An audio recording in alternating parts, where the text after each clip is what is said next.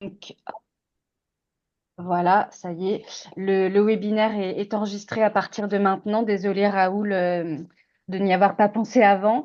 Et vous recevrez également la présentation enfin le PowerPoint qui vous sera présenté et le lien sur lequel vous pourrez visionner ou transférer l'enregistrement.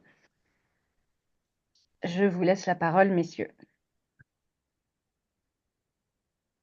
Je prends la parole, Sarah? Oui. Oui. Donc, merci, Sarah. Bonjour à tous et à toutes. Alors, effectivement, quelques mots de présentation de l'ORE. Alors, en tant que praticien ou en tant que notaire, je vais être le plus pratique possible parce que les termes juridiques sont un peu rébarbatifs et on a tendance à décrocher rapidement. Mais il faut vraiment revenir à l'essentiel. Ce contrat est très pratique. Je vais vous expliquer pourquoi. Pour les personnes qui ont la chance d'être propriétaires. Alors, les obligations réelles environnementales, donc c'est un dispositif qui est dans le Code de l'environnement depuis 2016. Et si vous voulez, alors il y a le déroulé, le visuel qui accompagne mes propos, mais si vous n'avez pas le temps de les lire, je vais essayer de synthétiser tout ça. C'est un contrat, donc à la base, faut pas oublier que c'est un contrat. Donc toutes les personnes qui nous écoutent, je me répète, si elles sont propriétaires, elles peuvent s'en emparer. Et ce contrat, donc comme tout contrat, il comprend deux parties. Donc vous avez d'un côté un propriétaire et de l'autre il faut un co-contractant et la loi détermine le co-contractant. Donc c'est soit une association de protection de l'environnement, comme France Nature Environnement, bien sûr, un établissement public ou une collectivité publique. Donc ça, c'est une des limites de l'ORE. Le co-contractant est prédéterminé. Ça ne peut pas être une société commerciale ou une autre association qui n'a pas un objet de protection de l'environnement. Mais quelque part, en resserrant les co-contractants, on est entre d'un côté un propriétaire vertueux et de l'autre un co-contractant sachant pour protéger le terrain. Donc les données de base sont très favorables. Voilà. Vous pouvez peut-être dérouler le visuel, Julien. Alors, encore une fois, le texte est juridique et peut vite être rébarbatif, surtout le matin, comme ça. Alors, je vais synthétiser encore. Je tiens à faire ça tous les jours dans mon métier. Je synthétise, le jargon, c'est entre professionnels. Alors, si vous voulez, donc vous le savez donc, un contrat, deux parties. L'objet du contrat, il est de préserver la nature dans les grandes lignes, soit des fonctions écologiques, soit des éléments de la biodiversité. En clair, tout ce qu'on veut protéger de naturel sur son terrain entre dans le cadre de l'ORE. Voilà. Et étant très pratique, si vous voulez, moi, quand je fais des ORE, je mets en exposé préalable dans l'acte le terrain sur lequel on veut protéger des éléments naturels et les éléments naturels à protéger. En ce qui me concerne, moi, j'interviens surtout pour la protection des arbres ou des forêts ou des ripisylves. Voilà, donc le propriétaire a cet objectif-là. Et avec le co-contractant, qui est pour moi le sachant, et qui est en plus pérenne sur la durée, ils vont décliner entre eux en faisant court, des obligations de faire ou de pas faire. Alors, obligation de faire ou pas faire, justement pour atteindre l'objectif déterminé, précisément protéger des éléments naturels sur son terrain. Et comme je dis toujours, vous voyez, l'ORE est faite pour durer dans le temps. Elle peut aller jusqu'à 99 ans. Et comme je dis toujours, les propriétaires, vous et moi, ici présents, qui veulent faire une ORE, vous n'avez pas besoin dans l'immédiat de co-contractants, puisque les arbres, les mares, les étangs, tous les éléments naturels entre vos mains sont bien préservés. On fait le contrat pour après soi. C'est bien ça qu'il faut retenir. L'ORE est faite pour après soi. C'est-à-dire, quand on partira dans l'au-delà, quand on vendra nos terrains ou quand on les donnera, pour que les futurs propriétaires reprennent ces engagements. Parce que ces engagements, ces obligations réelles environnementales, si vous voulez retenir ça, en fait, c'est précisément ce que les parties vont s'imposer. C'est ça les obligations réelles environnementales. Le titre est dans le contenu de l'acte. Alors, une fois qu'on a ça en tête, vous voyez donc, d'un côté, le propriétaire, de l'autre, le co-contractant, décline des obligations sur la durée qui peut aller jusqu'à 99 ans. Alors pour moi, c'est un minimum, hein, mais en plus, bon, c'est renouvelable. Et dans le contrat, alors comme je dis aussi, vous voyez, il faut mettre des obligations ni excessives ni dérisoires. Parce que comme le contrat date de 2016, d'après la loi, aujourd'hui, il n'y a pas de contentieux. Mais immanquablement, un jour, il y en aura. Et je sais malheureusement, il y a quelques ORE qui ont tendance peut-être à être faites, mais de façon un peu galvaudée, où on met des obligations inatteignables ou insuffisantes, et ce ne sera pas opposable facilement à des futurs propriétaires. Il faut vraiment être dans le concret, ne pas se mettre des obligations inatteignables, pas vouloir atteindre les étoiles, mais ni non plus quelque chose de dérisoire. Après, des exemples concrets dont Joël vous parlera, vous verrez, ce sera encore plus parlant. Et ce qu'il faut savoir, c'est que ces obligations sont liées au terrain. Donc, encore une fois, toutes les personnes ici présentes qui nous écoutent, qui ont des terrains, ces obligations sont liées au terrain. Autrement dit, quand elles transmettront le terrain, d'une façon ou d'une autre, hein, comme nous sommes bien sûr mortels, les terrains, on les a temporairement, eh ben, les futurs ayants droit propriétaires devront respecter à leur tour ces obligations. Voilà. Alors, ben, on pouvait encore dérouler, si vous voulez, Julien. Éléments de biodiversité. Effectivement, tout ça, ce sont des exemples, hein, donc, de ce qu'on peut faire. Avec des exemples, effectivement, ce sera très, très parlant. Peut-être que je peux vous en donner un tout de suite. Et je vais dérouler de façon très pratique.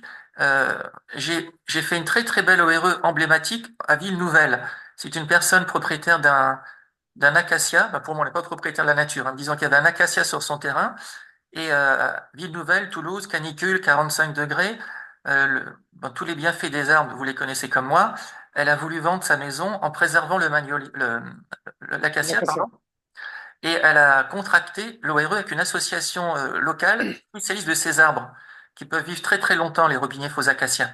Et on a fait un billets à trois bandes, si vous voulez. Le jour où elle a vendu, elle a fait un compromis de vente et en parallèle, on a fait l'ORE avec l'association et l'acquéreur a été prévenu qu'il y aurait donc une association qui allait l'accompagner sur la longue durée pour préserver, faire, pas faire ce qu'il faut préserver au niveau de l'arbre. Voilà. Et quand le terrain était vendu, la maison avec, eh ben, l'obligation était reprise de plein droit, c'est ce qu'il faut retenir, par l'acquéreur. Voilà. Alors, on peut encore décliner si vous voulez dérouler.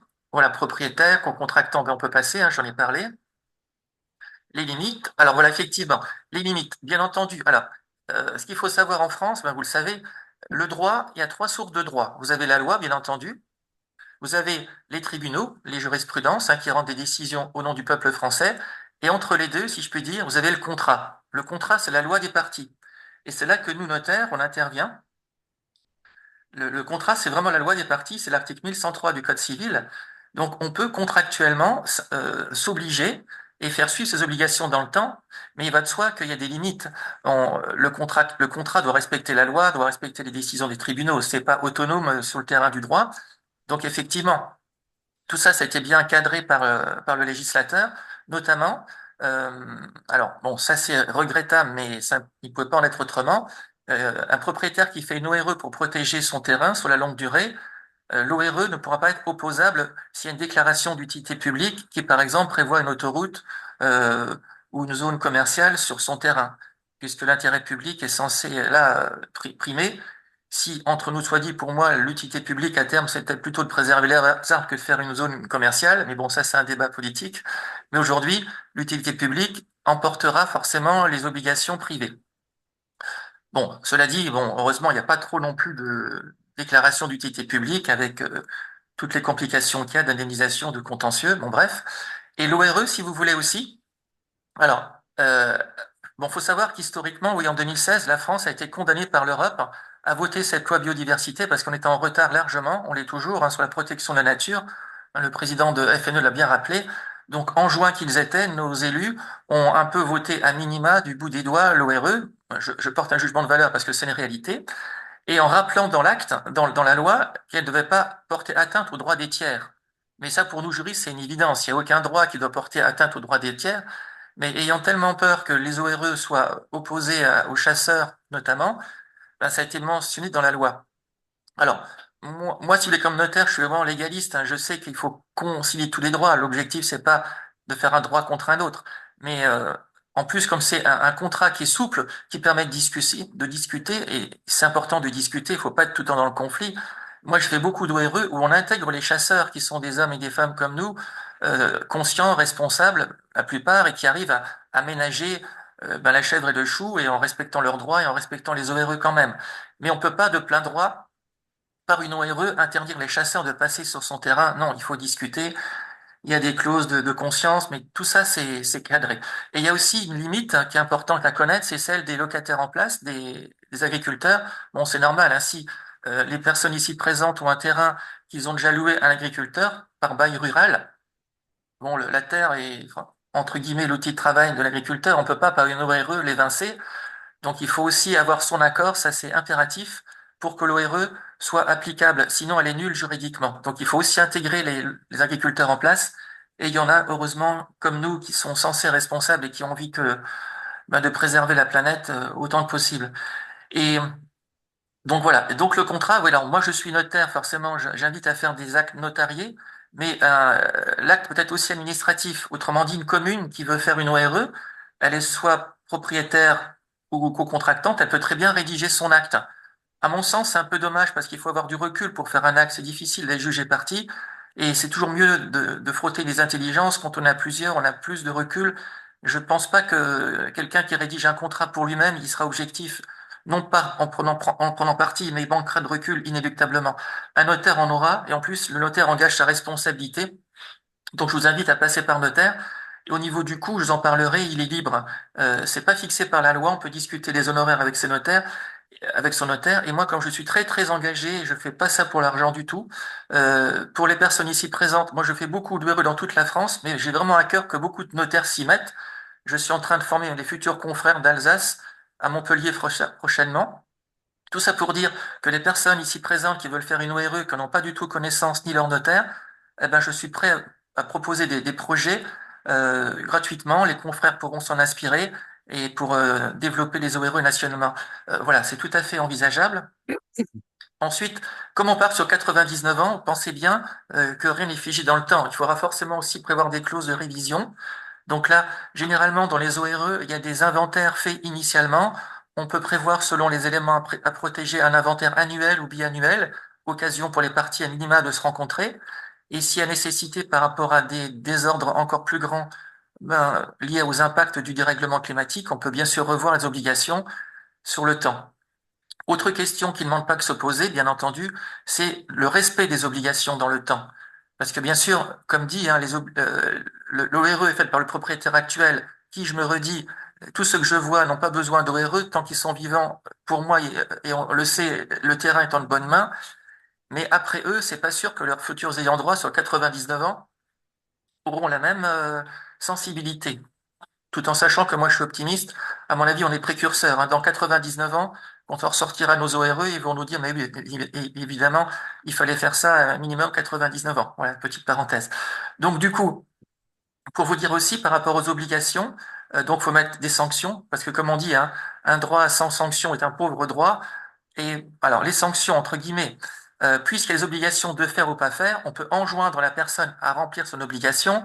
Si malheureusement elle a fait quelque chose qu'elle ne devait pas, on peut la condamner à des stipulations de pénalité. Bon, pour moi, c'est regrettable parce que les dégâts seront faits. Il faut qu'en fait, si vous voulez, les sanctions soient dissuasives. Exemple, moi je fais beaucoup d'ORE pour les arbres. Avec le barème de l'arbre, avec le CIE 77, l'association Copalm avec laquelle on travaille, il y a un barème de l'arbre qui a été créé. Alors, encore une fois, je fais beaucoup de parenthèses dans ce que je dis, hein. Pour moi, donner des valeurs aux arbres, c'est incongru, mais dans ce monde matérialiste, on en donne à titre préventif. Autrement dit, c'est ce qu'on a fait pour le robinet de Haute-Garonne. Il a 150 ans, on arrive à 30-40 000 euros avec le barème. Si quelqu'un de, d'irrespectueux dégrade le robinet dans plusieurs années, sachant qu'il peut vivre 300 ans, eh ben, à titre préventif, il saura qu'il s'exposera à une stipulation de pénalité. Et donc, et on espère qu'un jour, il y aura des contentieux, que les tribunaux officialiseront quelque part ce barème. Voilà. Et voilà. Donc, ça peut être une idée. Je suis aussi en train de travailler avec une avocate de notre affaire à tous, Marine Izquierdo, justement pour mutualiser les compétences, ce qui est très très important en France de partager nos compétences. Et elle, justement, elle va s'atteler à la partie sanctions, obligations, comment les faire respecter sur la longue durée. Donc, si vous voulez, je pourrais aussi partager nos réflexions. On est vraiment dans le partage. Voilà, vous pouvez dérouler si vous voulez, Julien. Voilà. Alors il y a aussi, alors celle-ci, pour l'instant, moi je ne m'y attelle pas parce que je, je paraphrase Francis Allais pour qui la compensation est une arnaque. Donc je ne veux pas d'heureux de compensation parce qu'on ne peut pas compenser pour moi la nature. Mais bon, la loi l'a prévu, mais c'est un peu se donner trop bonne conscience. On ne peut pas compenser un arbre à 150 ans, ça on le sait. Alors on peut peut-être passer là-dessus parce que c'est pas du tout ma tasse de thé. Voilà. Bon, bah, c'est ce qu'on a dit, hein. La limite, c'est au niveau des baux, il faut forcément que l'agriculteur en place soit partie prenante. Bail à venir, bon, ça c'est encore d'autres particularités. Oui, le bail rural environnemental. Alors, ce que je peux vous dire, parce que pour les personnes qui suivent, c'est peut-être pas évident de m'écouter puis en même temps de lire. Moi, ce que je veux faire passer comme message, si vous voulez, c'est qu'en France, vous voyez, le droit de propriété, il peut être, enfin, c'est un outil pour moi. Moi, mon père était menuisier, mon grand-père menuisier, des bûcherons. C'est pas l'outil qui est dangereux, c'est l'ouvrier. Euh, le droit de propriété, c'est un outil. Entre de bonnes mains, il peut être vertueux et faire de très très belles choses. Donc là où je veux en venir, saisissez-vous-en, d'autant plus que c'est un contrat très très souple. Chaque propriétaire, il y a autant d'ORE que de propriétaires. La difficulté aujourd'hui, c'est de trouver le co-contractant.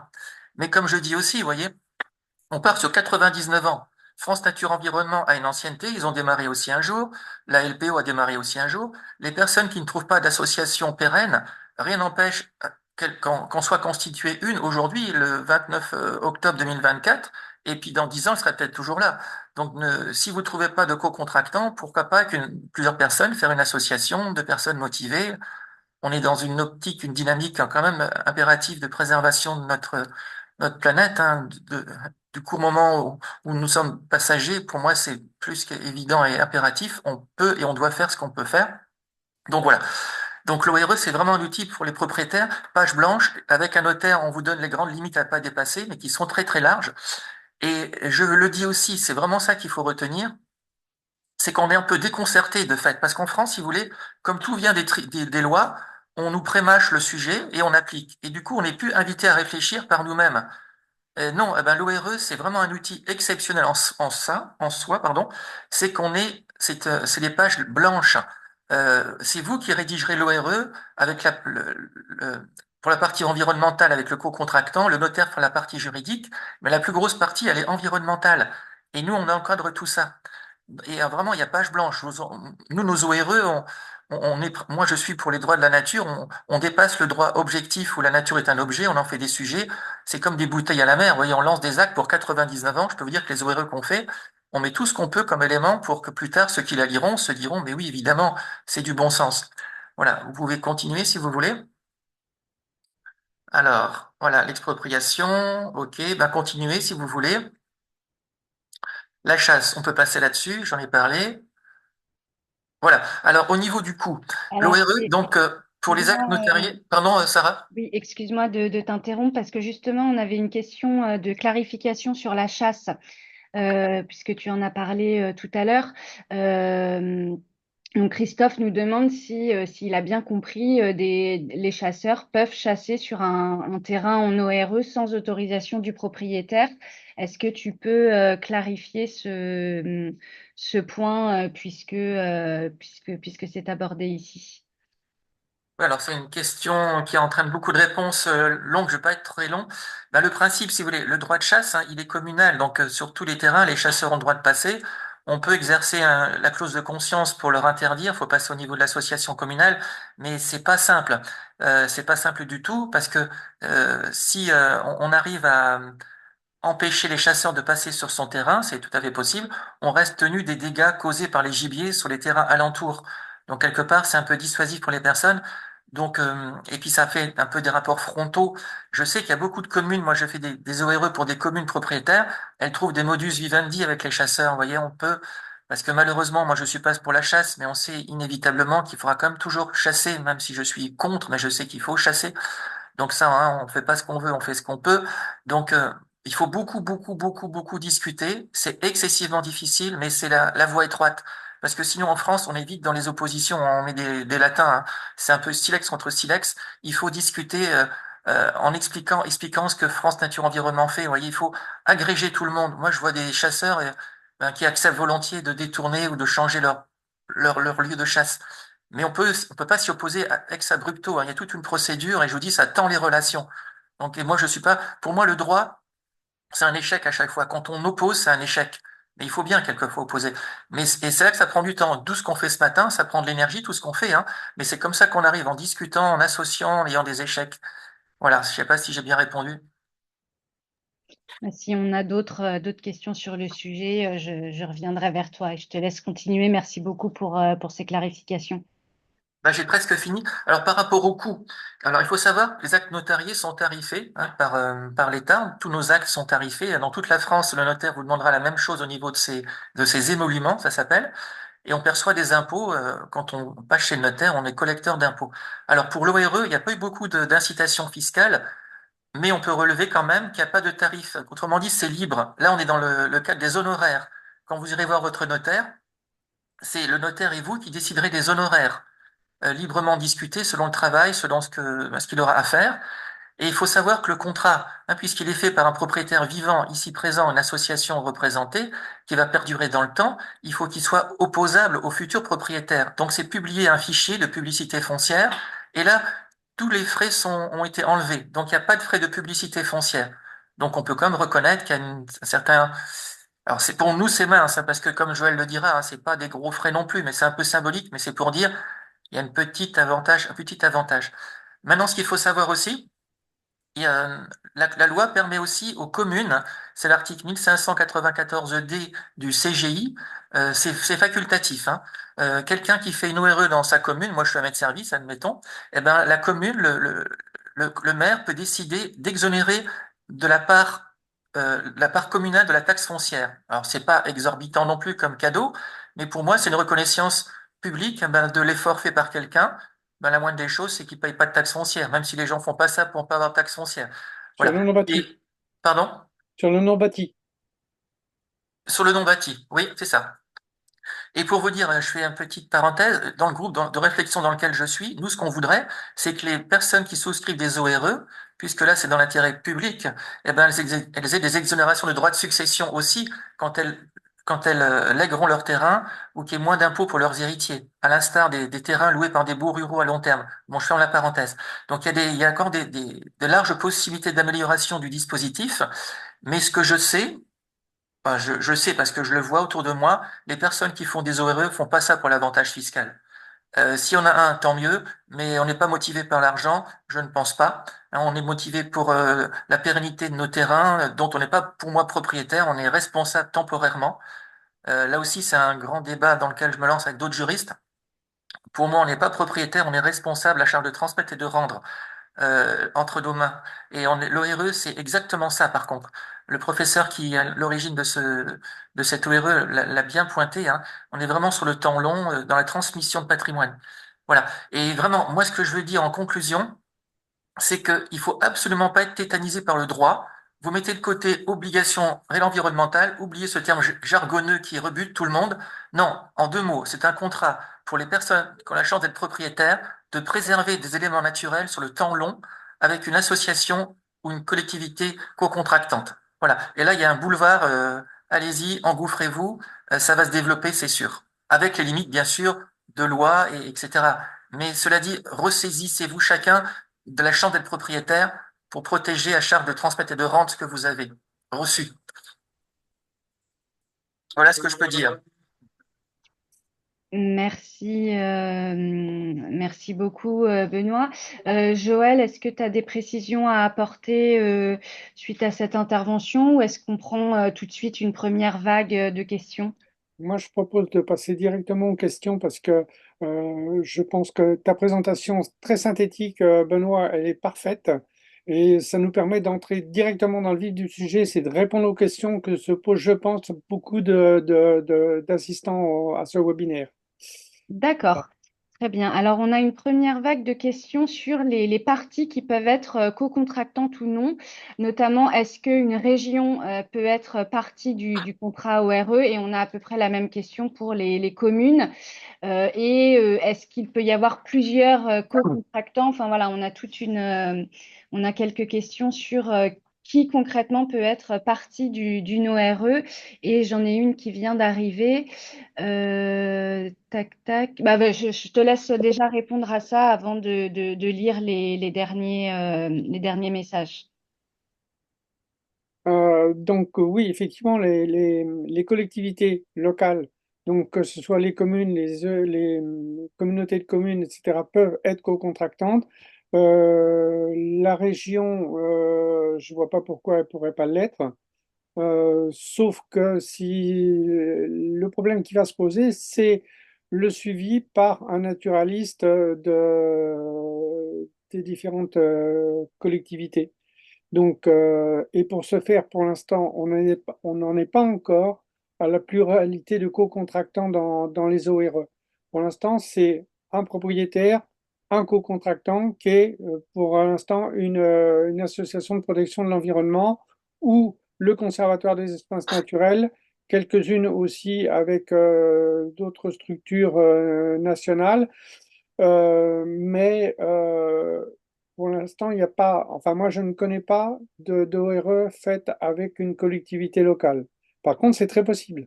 Et comme le disait très bien Benoît tout à l'heure, au niveau de la rédaction de l'acte, si bien évidemment une commune se porte co-contractant, il est nécessaire que l'acte soit fait par un notaire plutôt que par une autre structure. Alors, petite spécificité qui concerne que FNE Normandie, l'avantage c'est que nous, on a la chance de pouvoir établir directement et l'inventaire naturaliste et le projet d'acte, puisque en qualité d'ancien clerc de notaire, mais ça ne durera pas longtemps, bien évidemment, nous préparons l'intégralité de l'obligation réelle environnementale qu'on transmet ensuite au notaire choisi par le propriétaire ou conseillé par nous s'il n'en a pas. Voilà. Donc, mais tout est ouvert. Et il est vrai que nous, on s'est posé la question d'avoir un deuxième co-contractant, souvent pour des raisons de diminution des coûts pour le propriétaire. Voilà. D'accord, merci beaucoup. On précise que pour la question par rapport à la région, c'était pour une ORE sur un lycée. Et pour compléter, moi, je sais que la région Normandie est co-contractante d'une ORE, je crois, dans l'Orne. J'ai pas de détails sur cet Ah bon? exemple, mais voilà, en tout cas, ça existe. Je vais prendre encore, je vais vous passer encore quelques questions avant de laisser la parole à André, des administrateurs d'FNE sur Normandie, qui voulait également réagir sur le sujet de la chasse. On a eu des questions sur en cas de modification de l'ORE, une fois qu'on a fait le contrat, puisque c'est sur une durée longue, dans quelle mesure peut-on modifier cette ORE et quelle forme ça prend? Est-ce qu'il faut faire un avenant? Est-ce qu'il faut refaire le contrat? Comment ça se passe concrètement sur la durée? Tu veux répondre, Bah, Joël? oui, oui, si tu veux. Tu me corriges si je dis une ânerie, par contre. Bien sûr, il faut faire un avenant puisqu'on modifie un contrat existant qui a été publié et, à mon avis, publication de l'avenant modificatif. Hein. Et dans les La contrats, il est modification. impératif de prévoir aussi une clause de révision pour que les parties se revoient à minima une fois par an. Oui, C'est vraiment exactement. recommandé.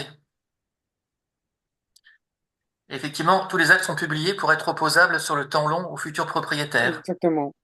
Donc, ce qui permet, en cas de vente, par exemple, lorsque le notaire constitue son dossier, d'avoir connaissance par l'état hypothécaire qu'il y a bien une ORE qui existe sur la propriété en question. Comme l'a précisé Benoît, c'est bien une ORE qui est faite sur le bien foncier et non pas à la personne.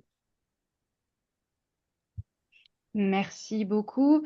On a plusieurs questions concernant le coût de la procédure. Donc, voilà, je vais vous les regrouper. Tu en as parlé un petit peu, Benoît, tout à l'heure, et ça dépend des notaires auxquels on fait appel. Mais en moyenne, quel est le coût de l'acte notarié d'une déclaration d'ORE? Est-ce que en cas d'avenant et de modification du contrat, est-ce que ça peut être payant? Et est-il payant de faire appel à FNE dans ce cadre? Peut-être qu'on le verra en détail tout à l'heure, mais ça peut être une introduction à la deuxième partie sur le fonctionnement effectif d'FNE Normandie dans ce cas. Donc voilà, est-ce que vous pouvez préciser globalement les différents coûts de la procédure? Mhm. Je peux répondre, Joël? Oui, oui, vas-y, vas-y, vas-y. Alors, comme on vous l'a dit, hein, il n'y a pas d'honoraire, c'est fixe. Alors, Alors, comme j'ai du retour dans ma profession et que je suis moi-même donc notaire, moi je peux vous dire à titre personnel, au début je demandais rien du tout, rien du tout. Mais bon, pour couvrir mes frais, c'était pas jouable. Aujourd'hui, je demande 300 euros TTC, je gagne rien du tout non plus, mais bon, je couvre mes frais. Maintenant, si je demandais une somme correspondante à l'investissement, au temps, etc., raisonnablement, je dis que je devrais demander entre 800 et 1000 euros TTC. Un notaire qui vous demandera entre 800 et 1000 euros TTC, sachant qu'il paye des impôts, des cotisations dessus, il restera pas non plus grand-chose pour lui, même si c'est comme une somme, j'ai conscience, mais c'est un gros travail de discussion, de réunion, de préparation. Maintenant, je sais aussi qu'il y a des confrères, malheureusement, qui ont demandé jusque 3-4 000 euros. Du coup, les personnes n'ont pas fait d'ORE. Pour moi, c'est quand même excessif. Donc, raisonnablement, pour les personnes qui veulent faire des ORE, alors le problème qu'il y a, c'est que les notaires sont pas encore assez formés. C'est pour ça que je forme les jeunes notaires le plus possible. Alors du coup, il y aura un temps de préparation pour le notaire de comprendre, de compréhension. Mais moi, je suis prêt à proposer les modèles, voilà. Et un notaire qui a la volonté de s'y mettre en une demi-journée, il connaît le sujet. Après, il reste le temps de préparation. Je vous dis raisonnablement, excusez-moi d'être un peu long, faut pas que ça dépasse autour de 800 euros, je dirais TTC. C'est raisonnable, correct. En deçà, moi, je gagne pas, mais je le dis pas pour vous faire mettre en avant, parce que je ne veux pas gagner d'argent là-dessus, et je maîtrise très très bien le sujet, j'ai envie d'agir. Au-delà, ça me paraît exorbitant. Mm. Oui, je confirme. Je confirme. Nous, en ce qui nous concerne, on avait introduit un pack de préférence au début dans les ORE qui ne peut être utile que si le co-contractant a la possibilité financière de pouvoir acquérir éventuellement. Mais sinon, on devrait se caler maintenant entre 700 et 750 euros pour une ORE. Hum, Sachant qu'on est en cours de discussion aussi avec certains notaires pour réduire le montant des monuments fixes qu'ils prennent pour recevoir l'ORE, à savoir voilà, 500 euros hors taxe. tout à fait. Et pour compléter, effectivement, dès qu'il y aura un acte de modification, de révision publié, ben là, on peut dire que les honoraires sont les mêmes, parce que hein, il faudra quand même tout reprendre, que l'acte se Ouais, tienne. C'est pas seulement une simple clause qu'on peut mettre, hein. Donc à chaque fois, effectivement, il y aura des coûts. Mais je pense que l'acte ne doit pas être révisé plus qu'une fois par an, hein, normalement. tout à fait, tout à fait. Merci pour ces précisions. Pour revenir sur les co-contractants, dans le cas où un co-contractant est une collectivité territoriale ou une commune, si celle-ci vient à fusionner avec une autre, comme on en a eu beaucoup d'exemples ces dernières années, avec des petites communes qui ont fusionné entre elles pour faire de plus grosses collectivités territoriales. Est-ce que l'ORE est automatiquement conservée et les obligations maintenues pour cette nouvelle entité qui est créée? Tu veux répondre, Joël, tu me dis? Ben, moi, à mon avis, il y a une nouvelle entité qui prend la place des précédentes. Donc, les actes conclus par la commune qui a disparu sont repris normalement par la nouvelle entité communale. C'est ça. Et dans les ORE, il y a aussi une clause de cession de contrat qui est prévue. Ça, Ouais, c'est prévu, si vous voulez. Ou une association, vous voyez, qui sait qu'elle va arrêter son activité, elle peut très bien faire reprendre le contrat. C'est une cession de contrat. Une commune peut aussi faire reprendre le contrat par une communauté de communes. Il exactement. faudra juste, bien sûr, que le propriétaire soit avisé, que ça lui soit opposable. Mm, Et dès lors que les obligations reprises sont les mêmes, la cession par la nouvelle commune, la collectivité, ne pourra pas être interdite. Ça, c'est exactement. prévu sur le temps long. Merci. Encore deux questions, même trois, avant de laisser la parole à André. Euh, Comme tu parlais, Benoît, de l'exemple de l'acacia, est-ce que c'est une question en rapport avec le statut d'espèce exotique envahissante, notamment du robinier faux acacia qui a ce statut-là? Est-ce que cette notion d'espèce exotique envahissante est prise en compte dans l'ORE ou est-ce qu'il n'y a pas encore est-ce qu'il y a des spécificités là-dessus? Et une deuxième question dans la foulée, est-ce que tu peux nous en dire plus sur le pacte de préférence? Ouais. Oui. Je réponds, Joël? Tu réponds. Comme tu veux. Bah, Euh, vas-y, j'ai beaucoup parlé. Vas-y, Joël. Alors, le pack de préférence avait été introduit au début parce que Je crois que la première structure à avoir fait des ORE, c'était le Conservatoire des espaces naturels, donc national, donc a établi un modèle d'ORE et qui introduisait un pacte de préférence. Pourquoi? Parce que le conservatoire a la mission de pouvoir acheter des terrains qu'il veut protéger complètement, si les propriétaires sont d'accord de vendre. Donc, dans les ORE, ils ont introduit un pacte de préférence qui, lui, par contre, est taxé. Euh, Afin de permettre, au cas où le propriétaire vende, de donner la préférence au co-contractant, s'il a les possibilités d'acquérir. Sinon, il renonce à son pacte de préférence. Donc voilà. Euh, mais c'est pas une obligation pour autant d'acheter, hein. C'est c'est une possibilité. C'est pas une obligation. OK. Et la première question aussi par rapport aux espèces exotiques envahissantes et en lien avec l'acacia forobinier. Alors, j'essaye de comprendre le sens de cette question, mais l'ORE, encore une fois, c'est une page blanche. Il n'a pas été spécifié de viser les espèces exotiques envahissantes.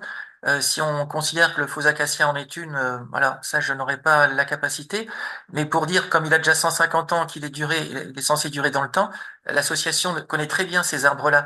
Donc, ce que je veux dire par là, c'est que si vous avez sur un terrain des espèces particulières, exogènes, hein, qui sont arrivées en France, elles sont là, avec le dérèglement, elles le seront. Il faudra trouver, malheureusement ou heureusement, un co-contractant qui connaîtra ces espèces, si je peux Mm. répondre à ça. Et il interviendra et du coup, il pourrait être double co-contractant éventuellement. Vous voyez, il pourrait y avoir plusieurs co-contractants qui se partageraient les compétences. Ouais. En fait, on se penche sur le terrain. C'est vraiment là, c'est chouette, l'ORE. Chacun se penche sur son terrain. Comme je dis toujours, je fais une parenthèse, vous voyez, ça me fait penser à ça. On déplore la déforestation en Amazonie, hein, au Brésil et autres, et on est là-dedans. Qu'est-ce qu'on peut faire? Ben, qu'est-ce qu'on peut faire? Protégeons déjà ce qui est entre nos mains, sur nos terrains, le robinet faux acacias. Et là, on peut faire. Ouais, si je peux me permettre d'ajouter ce que vient de dire Benoît, c'est vraiment une page blanche. Moi, je dis depuis le début qu'on en fait, parce qu'on a peu aussi plusieurs en préparation, c'est une page blanche à chaque fois. Chaque ORE est particulière. Donc, il n'y en a pas une qui se ressemble jusqu'à présent. Donc, on peut tout imaginer dans le cadre, bien sûr, de la loi. Merci pour ces précisions. Une dernière question sur qui est arrivée sur les avenants. Et ça rejoint aussi peut-être une limite éventuelle des ORE.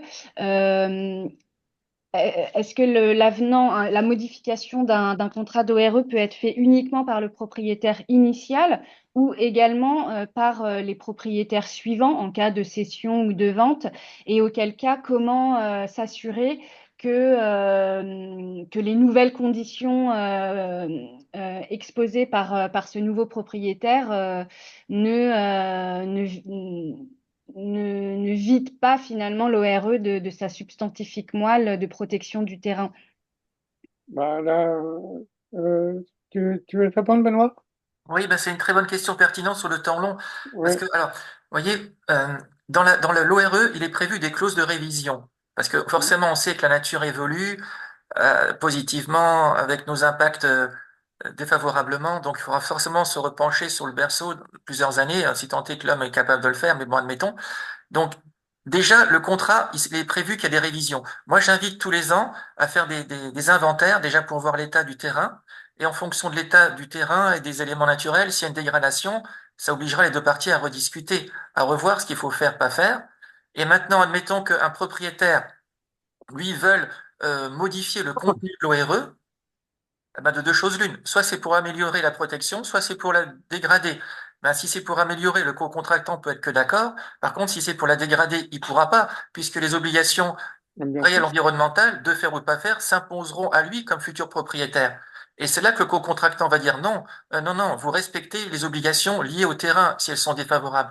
Et c'est la limite, je suis d'accord avec vous. Comment une association pourra plus tard obliger un futur propriétaire à respecter l'obligation de ses grands-parents? C'est là que je travaille avec des avocats, on trouvera des solutions. Mm. Et en Tout à plus, vous en trouverez vous, même les personnes ici présentes qui sont pas juristes, je suis sûr qu'elles trouveront des solutions auxquelles je ne pense pas. tout à fait. Merci, merci beaucoup pour ces précisions. Et donc, je vais laisser la parole à Monsieur André Berne, qui est membre du conseil d'administration d'FNE Normandie, qui voulait revenir sur le sujet de la chasse. André, normalement, tu as la possibilité de réactiver ton micro. Euh, Oui, bonjour. voilà, je te laisse intervenir si tu peux Bon, euh, faire court, comme ça ensuite on d'accord, peut prendre encore une question qui vient d'arriver et passer d'accord. à la deuxième partie. Ok, bon, merci pour ces propos très, très intéressants. Alors, je voulais réagir sur la chasse pour apporter une rectification. Je m'en excuse à ce que vous avez dit, puisque le régime que vous décrivez sur lequel les chasseurs peuvent aller sur vos propriétés, c'est ce qu'on appelle le régime des ACCA, c'est le régime de la loi Verdeil, hein, Oui. du nom du sénateur qu'il avait introduit en 1964. C'est un régime qui est minoritaire en France, hein, puisque de mémoire, il doit y avoir juste une trentaine de départements en France où les régimes des CCA s'appliquent. Et dans les autres départements, donc dans les à peu près 70 départements, c'est le régime commun, normal. Hein, donc le droit de chasse est lié au droit de propriété, c'est un droit réel immobilier. Et donc vous avez tout à fait la possibilité d'interdire la pratique de la chasse chez vous. Alors évidemment, il y a des obligations en termes de dégâts de gibier, je ne reviens pas là, mais en tout cas, il est inexact d'affirmer que les chasseurs ont le droit de venir chez vous. Alors, en plus, les départements en CCA, depuis 91, je crois, il y a un décret qui a quand même permis aux propriétaires en dehors des surfaces réservataires, parce qu'au-delà, je crois que c'était 20 hectares, on pouvait s'opposer lorsqu'on avait de grosses propriétés aux ACCA. Donc maintenant, on peut, même en département ACCA, on a le droit de demander que votre terrain ne soit pas chassé. Voilà, donc voilà ce que je voulais dire. Bon, les ACCA, c'est surtout le midi de la France. Alors, je ne sais pas ce qu'il en est, il faudrait que je vérifie en Normandie. Mais en tout cas, je veux rassurer les gens autour de la table. On peut très bien, dans une ORE, si on n'est pas dans le régime ACCA, interdire strictement la pratique de la chasse. Ben, merci pour ces précisions, André, parce que justement, je voulais aussi apporter des précisions. Joël, j'ai repris la parole un petit peu là. Effectivement, alors donc je ne sais pas pour le Calvados, en tout cas la Manche, il n'y a pas d'ACA, ça c'est sûr, et je crois qu'il n'y en a pas en Normandie d'ailleurs, non plus d'ACA. Donc par contre, pour revenir sur la question de l'exercice du droit de chasse également, moi j'apporte une précision très pratique que j'ai opérée déjà il y a quelques années. C'est quand on ne souhaite pas voir les chasseurs sur son terrain, hormis effectivement l'obligation de dégâts de gibier, etc. Donc il y a toujours la possibilité, et c'est là que je rejoins Benoît, c'est la discussion. Donc au lieu de s'opposer frontalement aux chasseurs, sauf quand ils font vraiment les kékos, c'est de convenir avec eux et de dire, voilà, moi j'ai un terrain, je ne souhaite pas qu'il y ait de chasseurs dessus, donc par contre, on veut bien que vous le mettiez en réserve de chasse. Donc l'idéal, c'est de leur proposer que ce soit une réserve de chasse. Comme ça, c'est eux qui gèrent le problème et qui font respecter éventuellement le, le fait de ne pas chasser sur le terrain dont on est propriétaire. Voilà. Ça, c'était une question très pratique. Merci beaucoup. Je pense qu'on va pouvoir passer à la deuxième partie de ce webinaire plus spécifique avec des exemples concrets vus autant par Maître Hartenstein en Alsace que par FNE Normandie et sur voilà, comment nous on travaille spécifiquement sur ce sujet. Et à la fin de vos interventions, Julien, Joël et Benoît, on a une personne qui a un exemple à partager également. Monsieur Sonville, je crois, donc à qui je pourrais laisser la parole pour également nous partager son exemple. Je vous laisse la parole. Et n'hésitez pas à continuer à poser vos questions via l'onglet chat ou discussion. Vous pouvez peut-être voir que je supprime vos messages au fur et à mesure pour y voir un peu plus clair quand les questions ont trouvé leur réponse. Donc c'est à moi. Donc bonjour à tous. Après Donc après la partie un peu réglementaire, on a voulu vous présenter un peu comment ça fonctionne chez FNO Normandie. Alors, je dis pas que ça fonctionne, enfin, il faut faire ça partout, mais voilà, c'est comme ça que nous on fonctionne. Comme le disait tout à l'heure Joël, hein, nous en plus la spécificité, c'est qu'on a donc moi qui est naturaliste de formation, qui peut faire les inventaires et aussi donc, écologue qui peut faire la partie préconisation de gestion, enfin cahier des charges, et on a Joël hein, qui rédige les actes en régie. Donc voilà, un système de fonctionnement un peu différent peut-être des autres structures, mais donc qui revient un peu au même, puisqu'à la fin, on a les ORE de signés.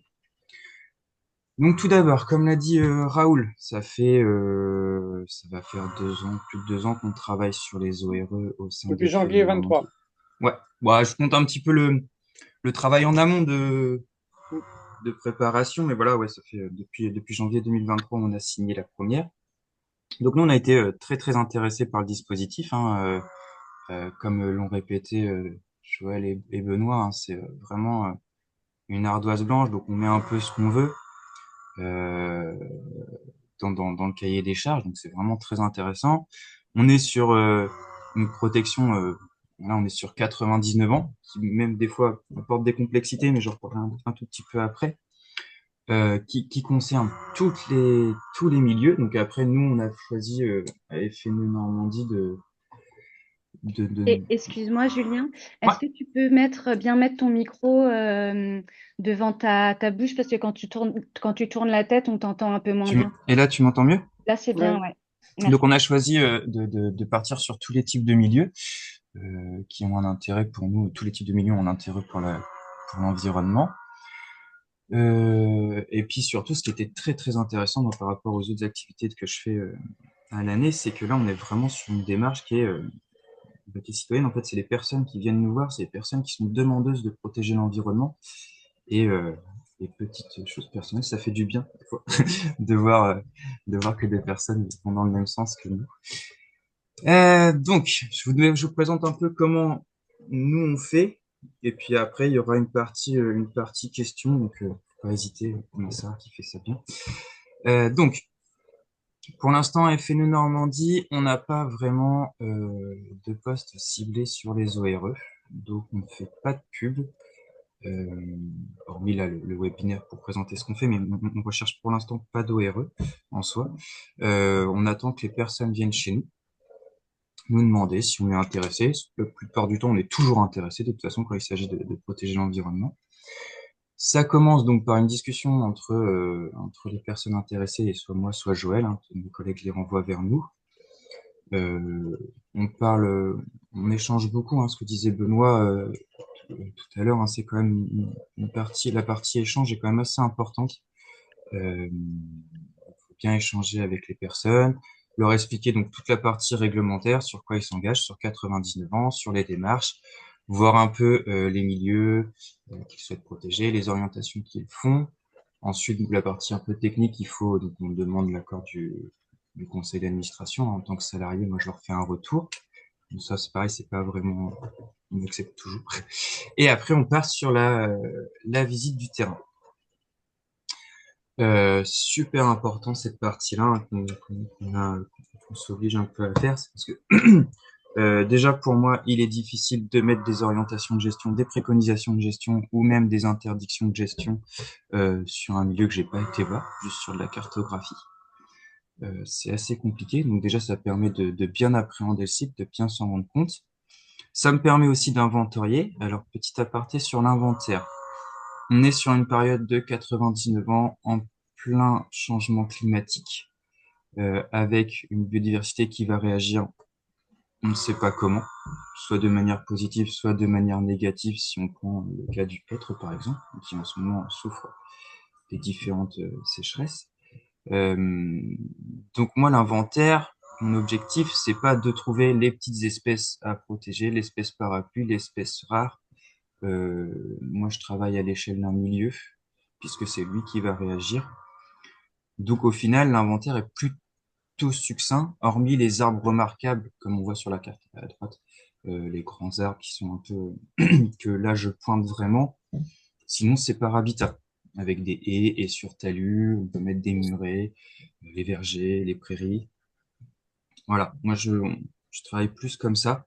Après, s'il y a une espèce, des espèces intéressantes, enfin, on peut le noter dans le listing dans l'ORE, hein. On rappelle les pages blanches, donc il n'y a rien, au contraire, ça peut faire une trace. Mais je mets pas d'orientation de gestion sur une espèce spécifique. Et enfin, l'autre partie sur le terrain, donc on y est avec le propriétaire. Et nous, hein, on essaye vraiment d'utiliser le terme co-contractant, c'est-à-dire qu'on co-construit l'ORE. Moi, je fais des propositions, mais c'est le propriétaire qui me dit, voilà, j'ai fait ça, je souhaite conserver ça. Euh, pour la suite, comme disait Benoît tout à l'heure, hein, c'est finir par laisser le terrain à quelqu'un d'autre de toute façon. Donc j'ai mis ça en place et je veux faire ça. Des fois, moi, donc après c'est mon expertise qui vient. Des fois, il y a des choses où je suis pas d'accord. Si je reprends la question sur les espèces exotiques envahissantes, donc le cas de l'acacia, on est sur un ligneux, donc c'est un peu différent, un ligneux remarquable. Mais si je prends, je sais pas, des choses un peu plus basiques, et que la personne me dit je veux conserver ça, moi ça je peux pas le noter dans l'ORE en tant qu'écologue. C'est pas possible pour moi. Après, il est là, on peut le noter, mais je donnerai pas des orientations de gestion ou des conservations. Mais par contre, après, voilà, si la personne elle me dit, bah, je veux garder ma marge, je veux garder mon verger avec tant de plants à l'hectare, je veux garder, voilà, moi j'ai pas à juger s'il n'y a pas d'impact direct sur l'environnement, j'ai pas à juger les orientations du milieu que le propriétaire veut mettre en place. Donc voilà, c'est vraiment la partie discussion, elle se fait, elle est vraiment, bah, elle est longue, oui et non, quoi, mais l'objectif c'est quand même de co-construire le,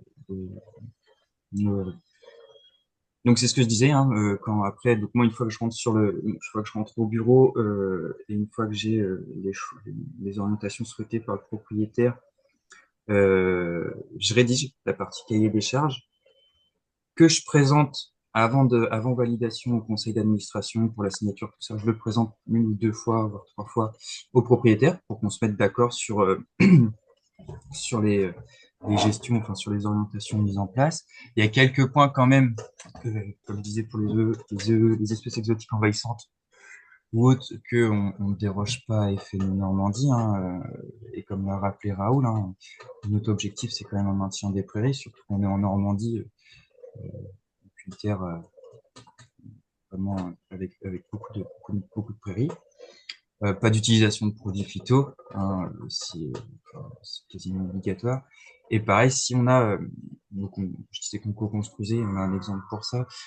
S'il y a des exploitants en place, bah, on travaille avec les trois ensemble, propriétaires exploitants. Et s'il y a des exploitants à venir, on oblige quand même en partie à la mise en place au minimum d'un BRE, d'un bail rural à clause environnementale, et aussi d'application de gestion. Alors, on n'oblige pas à la labellisation bio, parce que voilà, on laisse une liberté. Par contre, on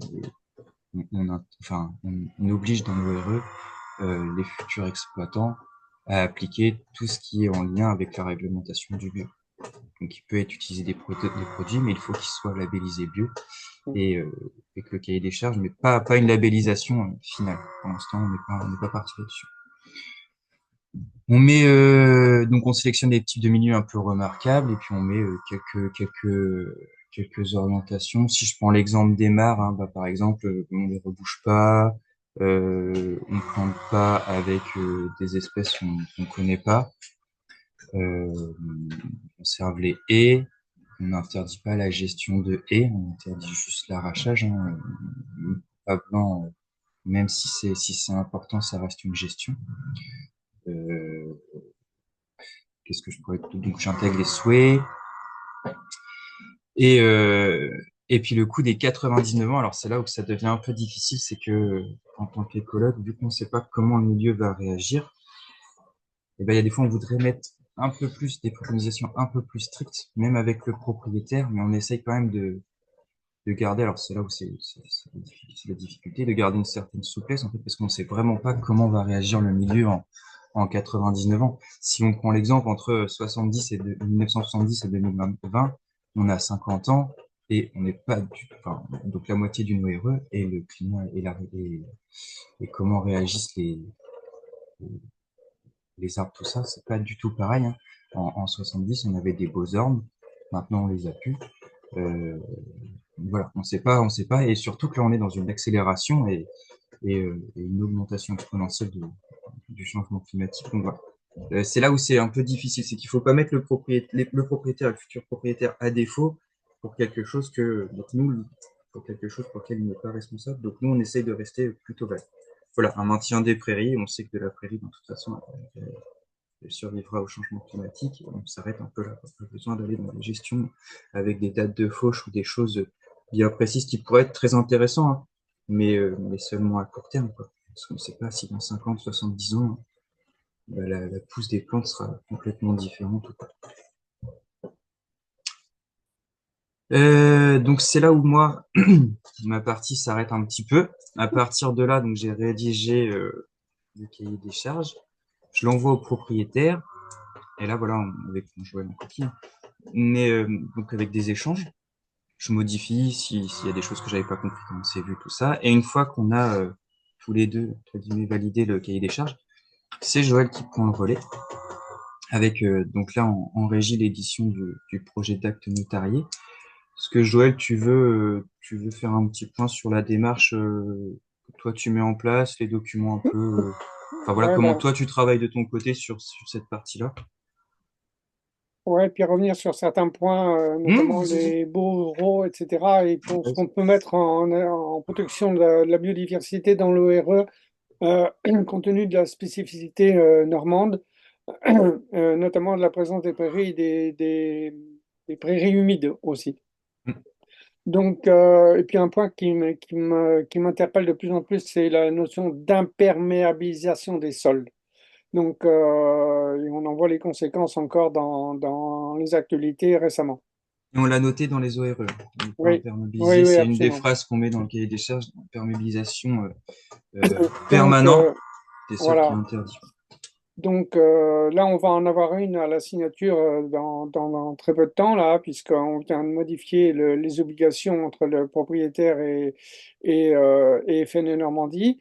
Donc, et lui a tenu à ce qu'on resserre au maximum si la propriété est vendue, ce qui arrivera nécessairement un jour ou l'autre, de façon à ce qu'il n'y ait aucune imperméabilisation et aucun retournement de la partie enherbée de sa propriété. Donc ça, c'est très important parce que ça fait partie de la démarche première. Donc, moi, je vais revenir un petit peu sur l'historique des ORE qu'on a signés. La toute première qu'on a signée, c'était en zone urbaine d'une commune rétro-littorale, où un propriétaire voulait absolument protéger le demi-hectare de terrain arboré qu'il avait et qui se trouvait dans le cadre d'une OPA, d'une opération programmée d'aménagement de la commune. Et on a rédigé l'ORE et on a prévenu immédiatement puisque cette commune est titulaire d'un plan local d'urbanisme, mais que était en route déjà le plan local d'urbanisme de la communauté de communes, donc intercommunale. Et donc, tant et si bien que on a signé l'ORE. Immédiatement après, d'un commun accord avec le propriétaire, on a prévenu la mairie et on a prévenu bien évidemment la communauté de communes. Et il se trouve que dans les travaux, on a pu intervenir dans les travaux de mise en place de la cartographie du futur PLUI. Eh bien, le terrain passe de zone U en zone N. Voilà, ça c'est un premier acte bénéfique de la présence d'une ORE. Ensuite de cela, on a eu déjà plusieurs ORE en milieu rural, donc sur les terrains agricoles. Donc, concernant les ruraux, ça c'est extrêmement important. Donc, bien évidemment, accord du propriétaire, enfin du preneur, pardon, du bail, s'il y a un bail existant, notamment en conventionnel. Donc, et là, nous, on a joué sur le bail dans un premier temps, et à deux reprises, on a eu On a attendu que le bail soit terminé pour mettre en place l'ORE, puisque les terres étaient libres, en s'assurant bien que le preneur avait résilié son bail. Et ensuite, on a mis l'ORE en place et éventuellement conseillé aux propriétaires de passer à un bail à caractère environnemental pour la suite. Et pour l'instant, ça a marché et ça marche très bien. Donc, ensuite, on a eu une personne qui s'est, qui est propriétaire exploitante d'un petit bordage qu'on appelle un bordage en Normandie, puisque ça fait une vingtaine d'hectares, avec production fruitière, un peu de production de lait, mais vraiment à une dose infinitésimale et en bio. Et donc là, on a fait un bail, je dirais, un petit peu sur mesure pour la suite, de façon à ce que la continuité de l'exploitation des terres se fasse en bio. Là, par contre, on a bien précisé en bio. Euh, on a eu aussi une ORE un petit peu particulière d'une personne qui était propriétaire d'un tellement immobilier qui était très arboré, avec un plan d'eau dans le creux, des bâtiments à peine utilisables, très excentrés, très difficiles d'accès, et qui voulait absolument faire une ORE pour protéger la biodiversité de l'ensemble du terrain en vue de le vendre. Par contre, apparemment, elle a des problèmes à vendre son terrain, à trouver acquéreur. Donc, et elle pensait avoir au début contracté avec le CEN, ce qui n'était pas le cas puisque le CEN n'avait pas retenu cette possibilité.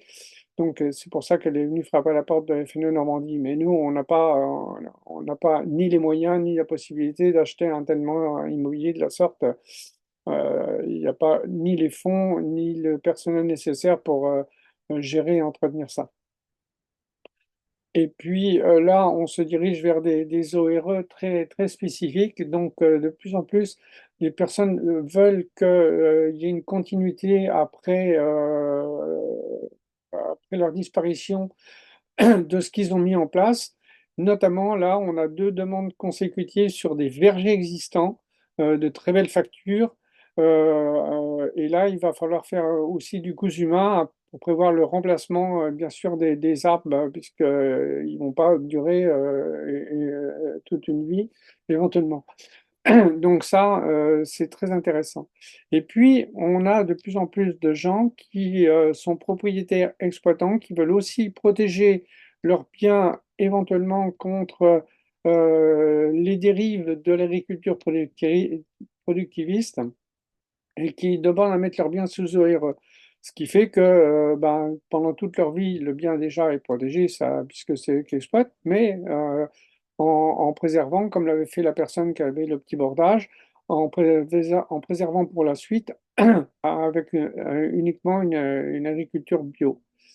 On a aussi des personnes qui sont propriétaires de petites parcelles, qui ont un intérêt pas fort aucun pour l'agriculture, sauf éventuellement en bio, en pâturage éventuellement, qui sont très souvent, et on en a beaucoup en Normandie, des prairies humides.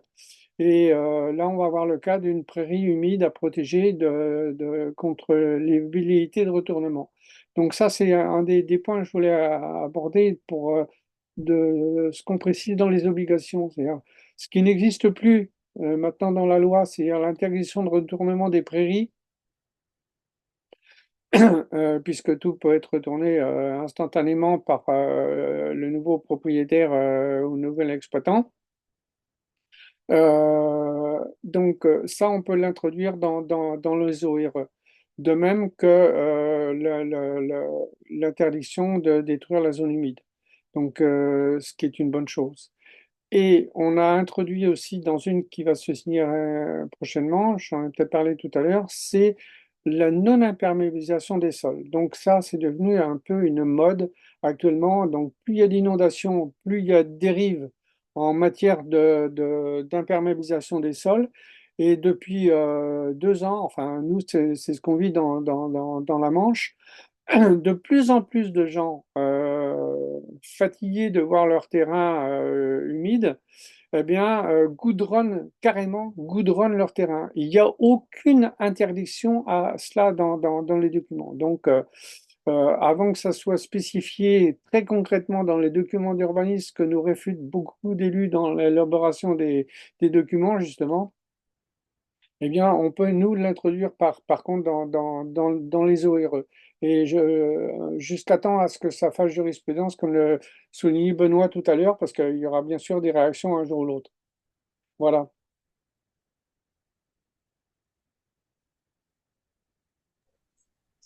Et donc, avant de laisser la place aux questions, donc tu en as déjà pas mal présenté, Joël, c'était vous faire un petit point donc sur les obligations de FNE et ce qu'on avait déjà signé. Donc nous, quand on signe nos RE, on se rend disponible à tout moment. En fait, on reste disponible. Donc s'il y a des questions aussi bien environnementales pour moi ou même des questions sur l'acte directement, Joël reste disponible. Le cas des avenants, hein, il y a des personnes qui peuvent nous poser des questions, revenir vers nous, de nouveaux propriétaires. Donc on reste disponible tous les jours, quoi, il n'y a pas de souci. Et par contre, en obligation, pour l'instant, on a noté qu'on refait un passage au bout de la 3e année et ensuite tous les 5 ans. Ça, c'est les obligations qu'on est obligé de faire. Après, rien ne nous interdit de revenir si la personne a une question, un arbre malade, ou même si elle veut, si elle veut abattre des arbres. Moi, ce que je conseille, c'est toujours avoir l'accord du co-contractant dans tous les cas. Mais voilà, un arbre qui serait dangereux, un arbre qui serait malade, si j'ai un frêne, enfin même si on essaye de conserver un maximum d'arbres remarquables, si j'ai un frêne qui est extrêmement malade, on va pas interdire au propriétaire de ne pas le couper juste parce que on est sur un arbre qui a plusieurs années. Mais par contre, voilà, il faut qu'on en discute, il faut que je vienne voir, et après tout est ok. Faut pas non plus le faire dans notre dos, quoi. En termes d'ORE qu'on a signé, donc Joël, on a procès un très beau portrait. Donc, on en a 4 et on en a 3 en cours et encore plusieurs. On a Joël qui en ramène beaucoup, plusieurs sous le coude. Et pareil, et puis on essaye aussi, tout à l'heure, il y avait une question sur les la multiplicité d'éco-contractants. Pour l'instant, on n'a pas signé, mais on essaye de travailler avec toutes les structures porteuses ou souhaitant porter des ORE. Donc, en Normandie, je dis pas de bêtises, on a la LPO, le CN, on a Agir pour l'environnement. Voilà, on essaye de travailler avec, je crois que le conservatoire du littoral, c'est un peu plus spécifique, là. Mais l'objectif, c'est quand même nous, de toute façon, la FNE, c'est de travailler avec les acteurs et puis la protection de l'environnement, dans tous les cas, que ce soit nous ou un autre qui signe, ça change pas grand-chose tant que le milieu est protégé. Je sais Je pas peux, si, ouais, vas-y, ouais, Joël.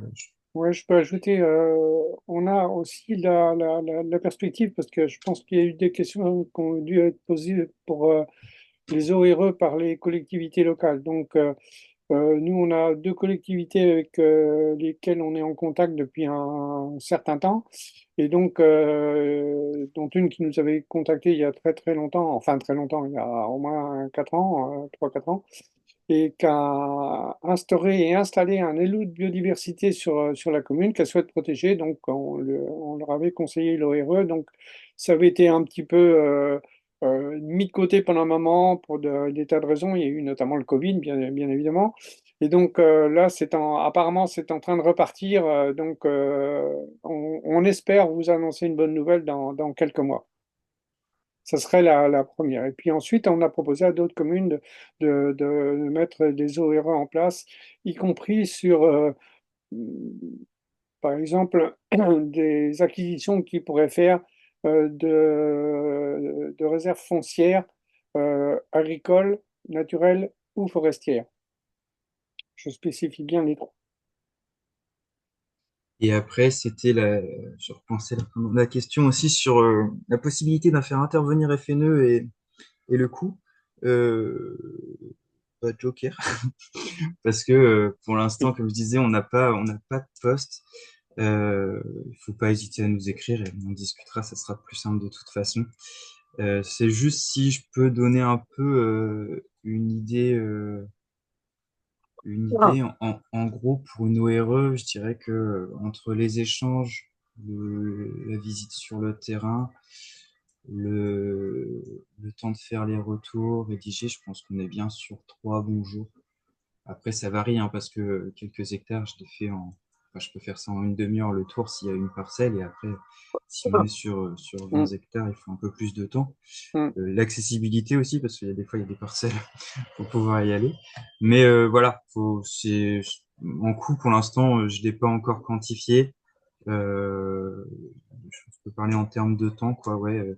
Et puis après, il faut rajouter moi, je parle juste là sur les 3 jours et demi, je parle de mon temps, mais il faut rajouter celui de Joël derrière, si l'acte est rédigé en interne et la récupération des documents.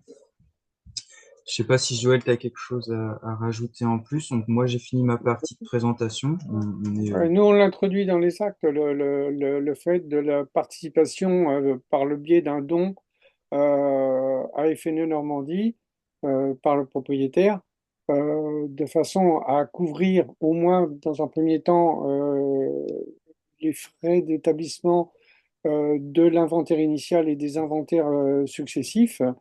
Mais bon, pour l'instant, on en est qu'au tout début, quoi. Donc, ça va se peaufiner dans l'avenir, à moins que quelqu'un nous trouve un généreux fournisseur de fonds qui accepte d'abonder FNE Normandie, ce qui soulagerait les finances de la structure, bien évidemment. Après, il y a plusieurs structures aussi, hein, qui essayent Ouais. enfin, qui s'intéressent aux ORE. Je vois l'agence de l'eau Seine-Normandie, là, dans son 12e Mm. programme, met quand même beaucoup en avant les ORE et l'établissement. C'est pour ça que je dis Joker, parce que nous, on peut essayer de voir avec eux. Je Et pense dans que ces Raoul veut cas-là, nous en parler. oui, je pense que Raoul est le Ouais, mieux on va parler, aller mais à... dans ces cas-là, ça permettrait en fait d'avoir une partie du coût qui est pris en charge par la ESN. Euh, mais bon, ça c'est plus la partie avec le directeur. Donc je laisse, si c'est sur ça que Raoul veut réagir, je laisse Raoul nous en parler un peu plus. Merci à Julien et à Joël. Effectivement, pour nous, c'est comment dire, c'est une démarche qu'on souhaite engager. On interroge nos financeurs pour voir dans quelle mesure ils peuvent nous accompagner.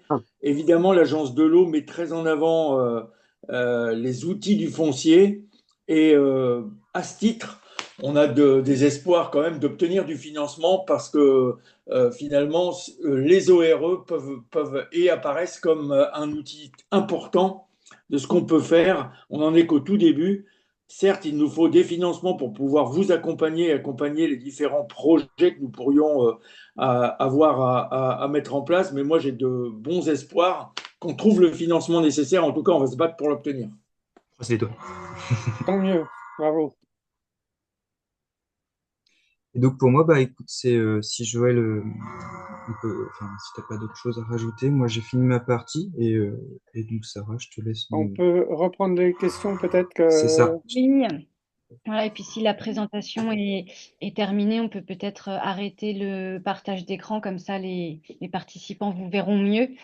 Alors tout d'abord, on a plus qu'une question, une demande de contact d'une personne ici participante qui serait intéressée pour travailler avec FNU Normandie sur la mise en place d'une ORE dans le pays de Bray. Donc je vous mettrai en contact directement.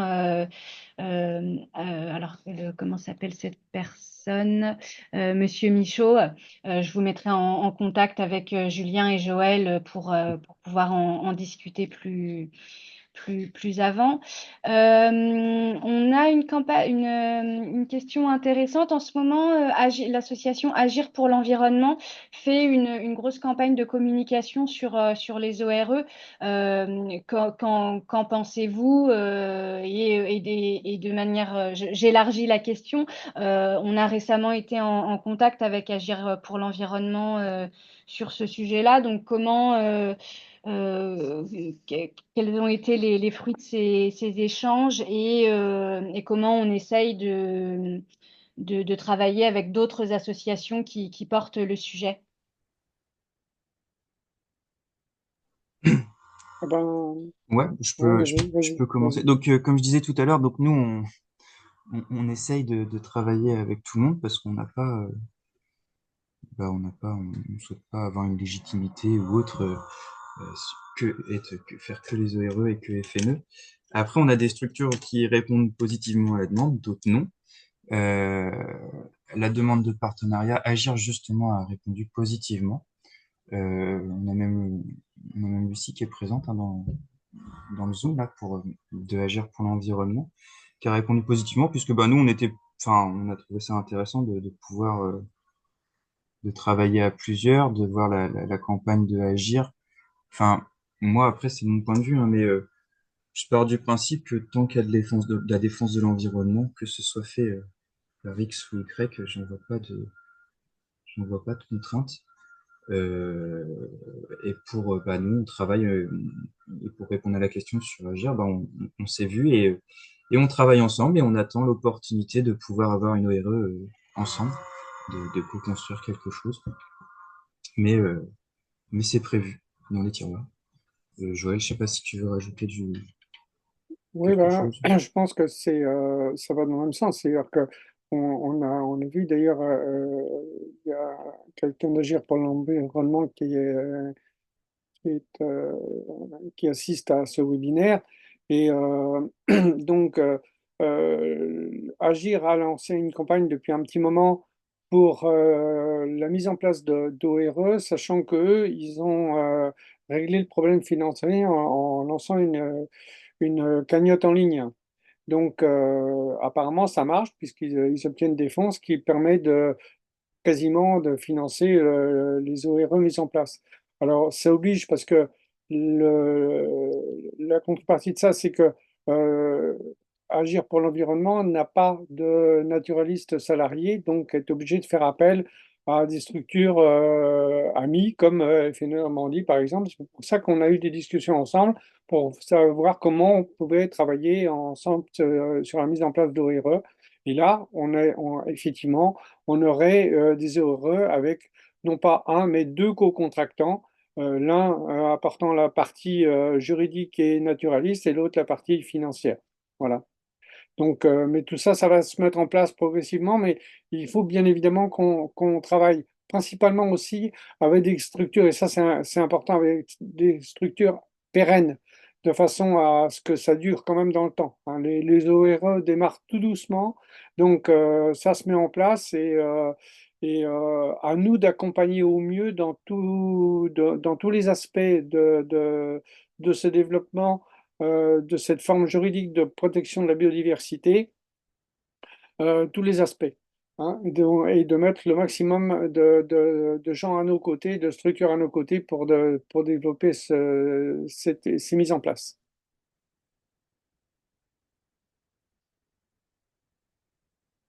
J'ai vu d'autres questions passer aussi, mais j'ai pas retenu parce que j'ai vu ouais, le chat là. Euh, notamment, Vas-y, Joël, je te laisse.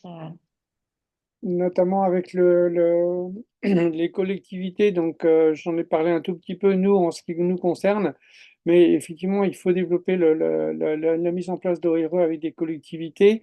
Et il y a quelqu'un qui posait la question de savoir si c'était pas faire une ORE avec une collectivité, c'était pas faire un acte administratif. Non, au contraire, je pense que là, dans ce cadre-là, il faut surtout conseiller à la collectivité de passer par un acte notarié notamment en ce qui nous concerne, puisque à FNE Normandie, on est capable de faire le projet d'acte, donc de soumettre quelque chose de cohérent, disons.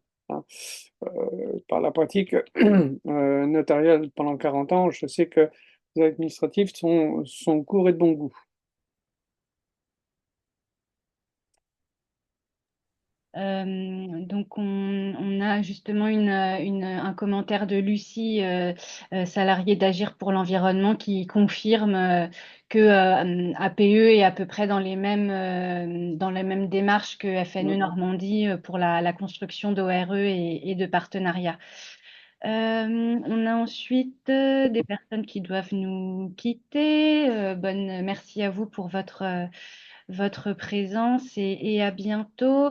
On avait une question pratico-pratique, Julien, pour la réalisation d'inventaire. Est-ce que tu te déplaces hors Normandie? C'est une personne qui est située à Nantes. Alors, a priori, je te laisse répondre, mais a priori, tu as déjà... FNE Pays de la Loire. Voilà, c'est ce que Oui, j'allais c'est ce que dire. j'allais dire. Nos statuts font qu'on est normand.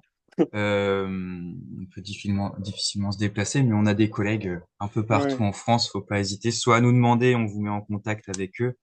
Euh, faut pas hésiter. Mais non, normalement, il n'y a pas de raison que je sorte de la Normandie pour aller faire des inventaires.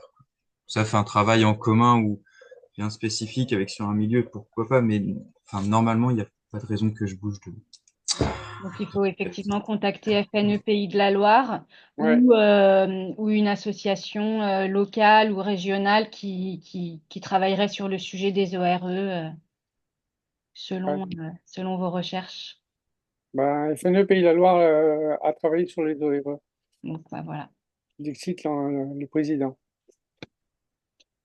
Euh, Alors, pour revenir sur les financements, si on obtient si FNU Normandie arrive à, à avoir une convention de subvention avec, par exemple, l'AESN ou autre, est-ce que pensez-vous que les subventions pour les ORE seront plutôt dispensées par l'OFB, le département, le syndicat des bassins versants ou les communes? Alors, ça dépend, mais je ne sais pas, Raoul, si tu as un élément de réponse. Ça dépend du projet qu'on présente et de l'objectif de la subvention, j'imagine. Oui, alors ce qu'il faut savoir, c'est que l'agence de l'eau, elle souhaite travailler, on va dire, financer des acteurs, et notamment les collectivités, par exemple. Et donc, on peut imaginer que c'est via ces financeurs qu'il pourrait y avoir un accompagnement, un accompagnement. Par ailleurs, on peut aussi, nous, en fonction de ce qui sera validé par l'agence de l'eau, imaginer un accompagnement direct par FNE, quel que soit le projet, mais si l'agence de l'eau fait une convention spécifique à ce sujet. Et ça, en l'état actuel, c'est encore un peu tôt pour pouvoir y répondre. Hein, puisque je vous rappelle, il faut savoir que l'agence de l'eau fonctionne par programme. Nous sommes sur la fin du 11e programme et dès janvier 2025, nous serons sur le 12e programme avec des règles qui s'appliquent qui sont quand même alors, qui ressemblent à celles du 11e programme, mais où il y a quand même des différences notables. Et donc, justement, dans le cadre des conventions, des négociations de conventions, on est en ce moment en train de les élaborer. Et voilà, on pourra en dire plus dès le début de l'année prochaine. Merci pour ces précisions. Puisque en ce moment, on n'a pas d'autres questions, on avait une proposition que je retrouve d'un monsieur qui a un exemple à partager. Il faut que je puisse. Ah voilà, Monsieur Sonville, je pense. Enfin, en tout cas, le monsieur va nous dire euh, exactement son identité. A priori, vous pouvez réactiver votre micro C'est pour. fait, ouais. Voilà, c'est parfait. Partager l'exemple dont vous souhaitiez nous parler. Oui, bonjour. Bon, ma connexion Internet est un peu instable. J'espère que ça va pas couper. Donc, je m'appelle Philippe Sommeville. Je travaille chez Thales à Pont-de-Mer dans l'Eure. Et je suis référent biodiversité volontaire là sur mon site de production. Et on a mis en place en fait un ORE en 2021. Il a été contractualisé en février 2022. Et on a été le premier site industriel en France à contracter cet ORE avec comme co-contractant le parc naturel régional des Boucles de Seine-Normande, ex-parc de Bretonne. Voilà, et donc on a mis en fait dans cette ORE un petit peu tout ce qui a été dit tout à l'heure hein, jusqu'à maintenant en termes de moyens de protection, clauses de révision, inventaire, etc. Cette ORE nous a coûté 900 € à l'époque. Euh, et il fonctionne bien. Et ce que je voulais simplement ajouter comme expérience, comme partage d'expérience, c'est que sur un terrain donné, sur un foncier donné, on peut définir donc des zones qui sont sous ORE. On n'est pas obligé de mettre l'intégralité du terrain sous ORE, ce qui peut être très important, notamment pour un site industriel, parce que les premières réactions qu'on a eues de la part de l'entreprise Thales, c'est de dire attention, nous on veut pas rentrer là-dedans parce que on pourra plus faire évoluer le site économiquement parlant, on ne pourra plus le vendre, etc. Et pas du tout. Et le parc nous a bien accompagnés là-dessus pour nous expliquer qu'on pouvait sélectionner les parties du site qu'on voulait mettre sous ORE. Donc en pratique, on a un site qui est sur 8 hectares et on a 1 hectare qui est concerné par l'ORE proprement dit. Voilà. Et on a conventionné aussi avec la NBDD, l'Agence normande de la biodiversité et développement durable, pour faire venir des entreprises sur notre site pour leur montrer ce qu'il était possible de faire.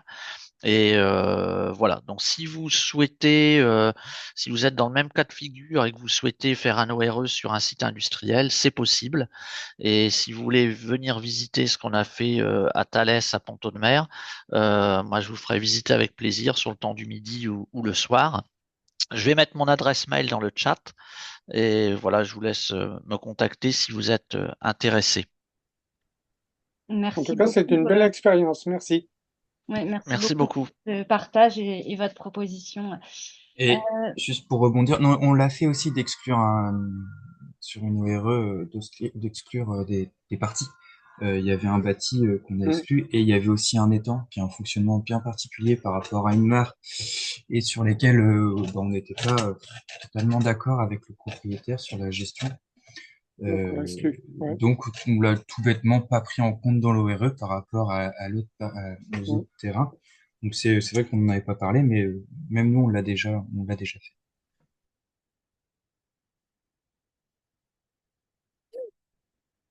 Il y a une main levée, je sais pas si tu vois. Ouais, comme on n'a pas de questions, n'hésitez pas à poser vos questions ou réactions sur le chat, hein. On privilégie l'onglet conversation, mais il y a une personne qui souhaite intervenir. Normalement, vous avez la possibilité d'activer votre micro désormais. Oui, bonjour. Bonjour, je suis désolée, mais j'ai pas réussi à. J'ai pas trouvé le chat là, il ne figurait pas. Donc, Marie-Hélène Philippe, Bretagne Vivante. Donc, merci de m'avoir invité à participer. Merci pour les informations. Donc, nous, en Bretagne Vivante, on couvre pas la Normandie. Donc, on est bien que sur la Bretagne historique. On a donc signé 4 ORE et on a une dizaine en cours de rédaction. Avec effectivement la grosse difficulté, c'est le temps, hein, puisque comme vous, on n'a pas de moyens financiers dédiés, donc c'est uniquement un travail fait par les bénévoles. Donc on va à une petite vitesse. J'avais 2 questions en ce qui nous concerne. C'était la possibilité, parce que vous avez parlé d'agir pour l'environnement, et c'est de la question qu'on se posait, c'était d'avoir le propriétaire et 2 co-contractants. Est-ce que ça vous paraît possible et réaliste en termes d'engagement des uns et des autres?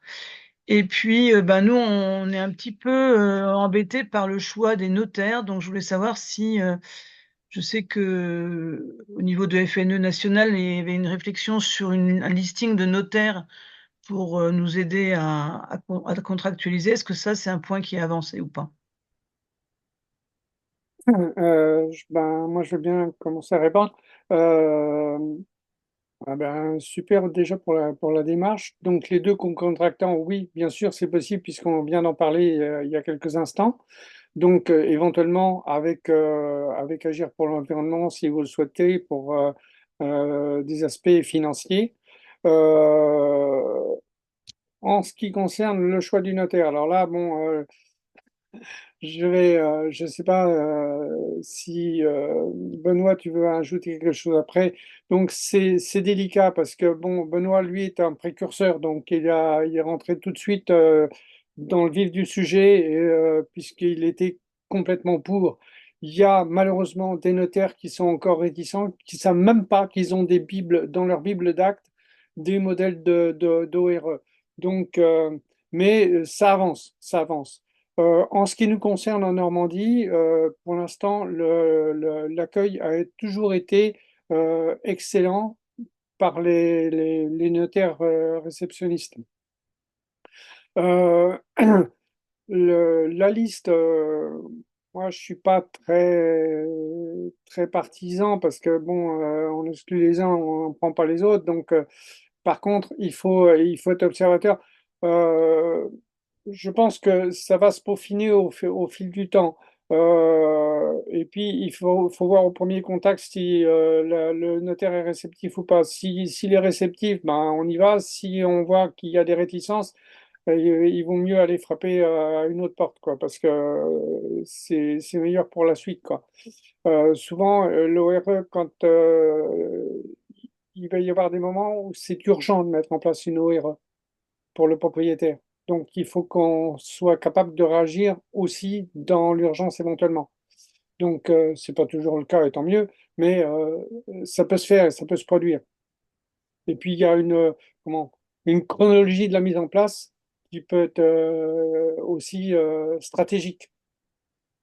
On en sait quelque chose et on en saura plus dans quelques temps. Donc, ce qu'on peut vous dire, nous, en Bretagne, c'est que j'ai encore un peu de temps devant moi, quelques années. Donc, si vous avez besoin, un premier temps, on veut bien assurer aussi un suivi juridique, hein, pour vous aider et déterminer les notaires. Moi, j'en connais quelques-uns en Bretagne qui seront ravis de vous accueillir. Est-ce que je peux dire aussi quelque chose, Sarah? Oui, vas-y, Benoît. Vous voyez, par rapport, oui, au notaire, alors, notre cœur de métier, ben, c'est les contrats. Et plus il y aura de propriétaires qui solliciteront les notaires pour faire des ORE, plus il y aura d'ORE, ça c'est clair. Mm. Après arrive la formation du notaire et comme a dit Joël, la sensibilité ou pas à vouloir faire. Et moi, ce que je vous inviterais, alors là c'est la Normandie, il y a peut-être d'autres personnes, d'autres départements, ce que je vous inviterais à faire, c'est écrire à la chambre départementale dans laquelle vous êtes, au nom de France Nature Environnement, en soulignant que de plus en plus de personnes souhaitent faire des ORE, des associations accompagnatrices comme la vôtre également. Et ce qui serait bien que la Chambre des notaires du département concerné fasse des formations spécifiques aux notaires, sachant qu'il y aura une demande des citoyens. Et comme c'est quelque chose de fond qui émerge, je suis sûr que de plus en plus de notaires s'y mettront. Moi, je connais beaucoup de notaires, bien forcément mes confrères consoeurs qui sont intéressés. Le problème, c'est la formation. Et là, nous, praticiens, moi, en une journée, je forme mes confrères, hein.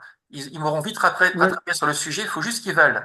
Donc, et ils voudront quand les clients les solliciteront. Donc, c'est à vous à solliciter. Et je pense que France Nature Environnement, vous avez un grand impact, un bel aura national. Si vous sollicitez les chambres des notaires en disant, ben voilà, on souhaiterait répondre aux demandes des citoyens, et en fait, on veut vous faire travailler, vous notaires, faites des formations, s'il vous plaît, au sein de la profession. Et il y en aura forcément. Et juste un dernier point aussi pour vous dire, même au niveau des plus jeunes, moi j'interviens au CNFM, l'Institut national des formations notariales de Nancy et de Strasbourg. L'année prochaine, je vais aller à Montpellier. Mais moi, j'ai pas vocation à faire tous les INM de France, hein. J'ai mon étude à gérer qui me prend beaucoup de temps, mais je trouve le temps de faire ça parce que ça donne du sens. Là où je veux en venir, il y a beaucoup de notaires comme moi, j'en suis sûr, en France, qui ont envie de faire. Il faut juste qu'ils s'agrègent. Et il faut les agréger à France Nature, vous voyez. Il faut pas qu'on se sente tout seul, isolé. Et parce que beaucoup de citoyens, donc tout ça pour dire, nous, notre profession, on a la chance, elle est très bien organisée, très bien réglementée. Je me répète, excusez-moi, mais c'est important. Contactez les chambres des notaires départementales. En fait, vous êtes des clients, hein, c'est pas un gros mot, en disant, ben voilà, on veut faire travailler les notaires, formez-les, s'il vous plaît. Et je pense que ça deviendra, c'est clair, c'est inéluctable. Alors, c'est à la vitesse des arbres, hein. Moi, les arbres apprennent la patience. Là, on fait un sprint avec des chaussures de plomb, hein, tous ensemble ici présents, et on avance à la vitesse des arbres. Et quand on voit le résultat, ça fait un beau travail, un beau résultat. On apprend la patience. Ouais, bah, écoute, merci Benoît de cette précision parce que ça me titillait l'esprit de contacter les chambres de notaires, et y compris la chambre régionale d'ailleurs, pour éventuellement proposer une intervention lors du congrès départemental des notaires sur Ah les oui, ORE déjà. super idée, fais-le, Joël, n'hésite Ouais, pas. Nous nous euh, engageons à le faire. ouais, ouais, C'est pas parce que les choses sont difficiles que nous n'osons pas, c'est parce que nous n'osons pas qu'elles sont difficiles. ouais, ouais. Et puis Merci. bon, moi, pour l'instant, ça me gêne pas. C'est pratique, c'est rapide. Je sais faire. J'ai fait de la formation dans le cadre d'INAFON dans le temps, donc Euh, Juste t'es clerc de et- notaire, t'es tout à fait habilité, légitime, vas-y, fonce. ouais, ouais. Donc, ça me rappellera des bons souvenirs. Si j'étais encore actif, je leur ai proposé de figurer aux formations d'INA Fonds National déjà, si ça fonctionne toujours correctement. Donc voilà, mais bon, oui, oui, les interventions dans les congrès départementaux, ben, c'est une bonne chose. Il y avait, je ne sais pas s'il existe toujours les universités départementales du notariat, parce que ça peut être aussi une intervention dans ce cadre-là. Si elles existent toujours, j'en sais rien. Oui, s'il y en a dans les universités, oui, ils le font encore. Ouais. Bon, ben, je prendrai contact parce que j'ai encore beaucoup de contacts dans, je dirais, tout l'ouest de la France avec des copains notaires, donc je vais les brancher là-dessus, moi.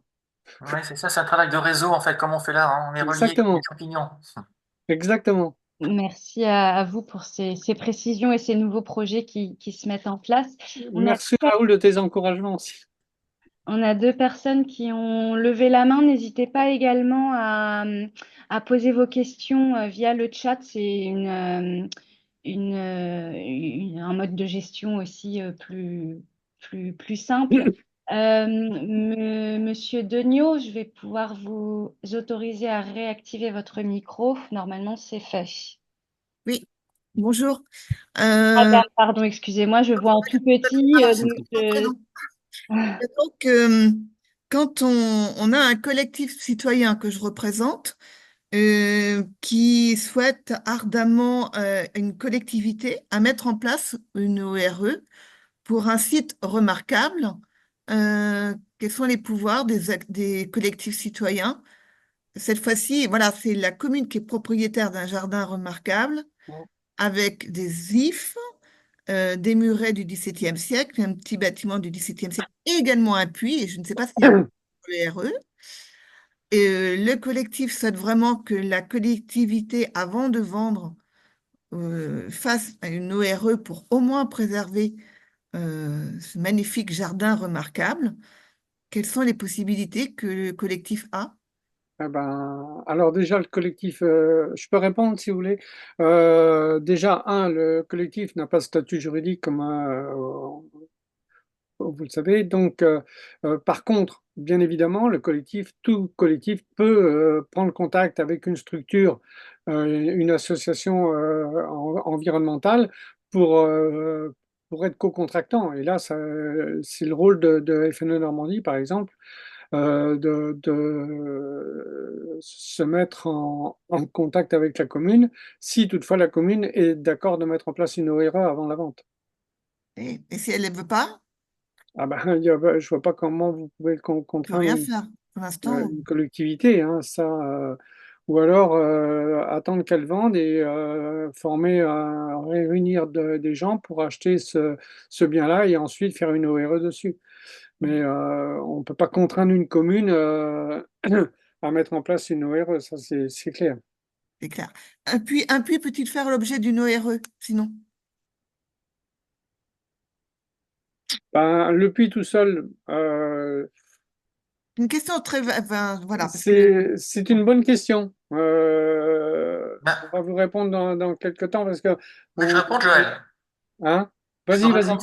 Ben, Oui, j'ai un oui. exemple un petit peu parallèle. Un puits, tout à fait, parce que dès lors qu'il abrite des éléments de biodiversité, des Ouais. fonctions écologiques. J'ai un exemple pour une personne dans le Tarn. Elle veut protéger des chauves-souris qui sont dans sa grange. Ben, on va faire une ORE pour la grange, du terrain sur lequel est la grange, et il y aura une association locale Très bien. c'est Chiroptère, on fera une ORE. Donc, dans votre puits, c'est pas la pierre qu'on va protéger, même si elle est Non, minérale, elle est vivante. Il faut trouver des éléments de biodiversité ou des espèces à protéger. Mais c'est possible, hein. Parce il est sur le terrain. C'est le terrain, en fait, qui sera l'objet de l'ORE. Le puits Oui, oui, bâti oui. dessus. Vous voyez? Oui, parce que le puits a une fonction dans le sol, en oui, fait, donc de protection de la biodiversité. Moi, je revenais à l'exemple qu'on va avoir là, c'est une prairie humide et sur laquelle il y a un puits, justement. Donc, on va tout protéger en même temps. hein. Mais oui, oui, merci de cette précision, Benoît. Merci Ouais. pour les réponses. Merci à vous deux. Marc, tu souhaitais aussi intervenir. Normalement, tu peux activer ton micro désormais.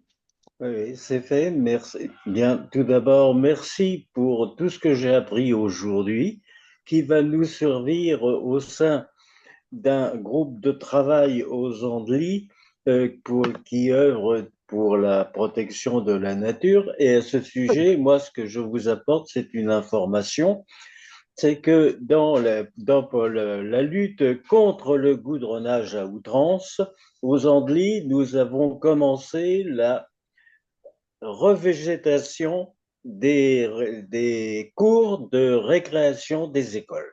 D'accord, oui, ça c'est bien. Voilà. Donc, c'est un début, mais nous œuvrons dans ce sens. Voilà, c'est le témoignage que je souhaitais apporter. Je vous remercie. Ben, merci beaucoup parce que c'est effectivement, comme je l'ai souligné tout à l'heure, une question assez importante. C'est cette espèce de folie furieuse en ce moment de la part de certains propriétaires, c'est de goudronner leurs cours, leurs accès. Ça devient épouvantable. Et quand on voit les dégâts des inondations dernièrement, euh, l'artificialisation des sols et l'imperméabilisation des sols en est en grande partie responsable. Et juste pour rebondir, de toute façon, c'est un des grands principes hein, en écologie et en gestion. Il faut tout faire pour ralentir l'arrivée de l'eau à la mer, que ce soit des haies, des prairies. De toute façon, maintenant, tout ce qu'on a fait, ça accélère le ruissellement. Et c'est pour ça que nous, on maintient absolument, c'est ce que je disais tout à l'heure dans les trucs obligatoires, hein, le maintien de la prairie. Il y a aussi donc le support d'accueil de biodiversité qu'elle a, mais c'est surtout aussi le rôle dans la gestion de l'eau et dans le ralentissement des ruissellements.